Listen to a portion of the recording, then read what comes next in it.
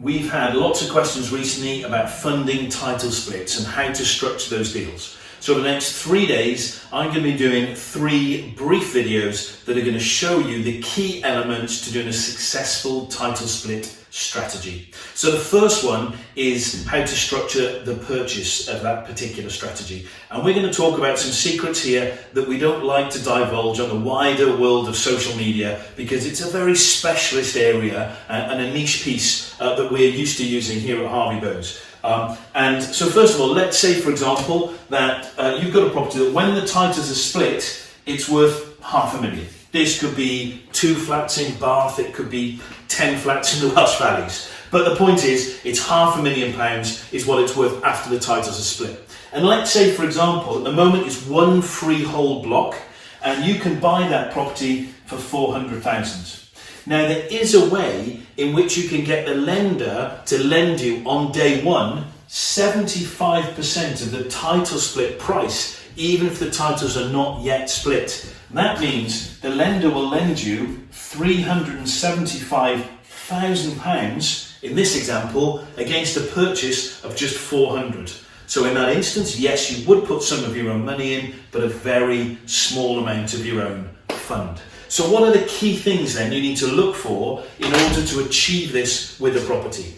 So first of all, you need to find a property that is 1 freehold block. So in other words, it's already a group of flats, but they can't be sold individually. There's no leaseholds in place.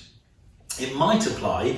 We've just got a deal on our desk at the moment for one of our clients who's looking at something where there's actually 12 flats in a block and 3 of them have got leasehold. So 3 could be sold separately, but the other 9 still belong to the freehold effectively. So there could be that type of combination as well. But the key thing is that most of the flats would be still under the freehold without leases issued. So what do you need to look for? So first of all, it needs to be a freehold block of flats, or largely a freehold block of flats. And secondly, the proposal that you have, in order to run this particular strategy, and on day one, on your day of purchase, advance 75% of the title split value, then you would need to make sure that any proposal you had to change those flats was only internal to each flat. So if you were turning 1 beds into 2 beds, etc., that's fine. But all the communal areas and the overall shape of the flat would have to remain the same, because you've got to draw your title split and your floor plan for how you're going to have it during the purchase process. So that's a really important first key. You can't be changing the layout externally for flats and communal area, only each flat individually. The second thing, in this instance, you need to be looking for utilities that are already split. What do I mean by that? Well, if there's one electrical supply and that goes into all flats, then you'd need to make sure that you could also split the electrics before completion. So in the ideal world, you're looking for freehold blocks of flats where things like the utilities such as electric and gas are already split, and there's separate meters and separate supply then to each individual flat. The other thing you need to be looking for, third and final tip for today, is the fact that they need to have an individual sale value.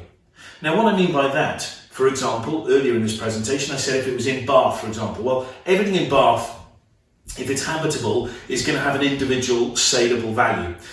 Somewhere in the Welsh Valleys, that may not be the case. So in other words, if each individual unit is only worth 30 or 40k, then this particular strategy doesn't work. But if there is a market to sell the flat individually at a reasonable value, let's say 60k and upwards, and they are individually saleable, there's a desire in the market for that, then that would mean, again, that this strategy would potentially work on those particular flats. So there's my 3 key tips for today. Tomorrow we're going to go more in depth about how this structure actually works and the process, the steps you go through to make it work, so that on day one you're borrowing up to £375,000 against the title split value, even if your purchase price is lower.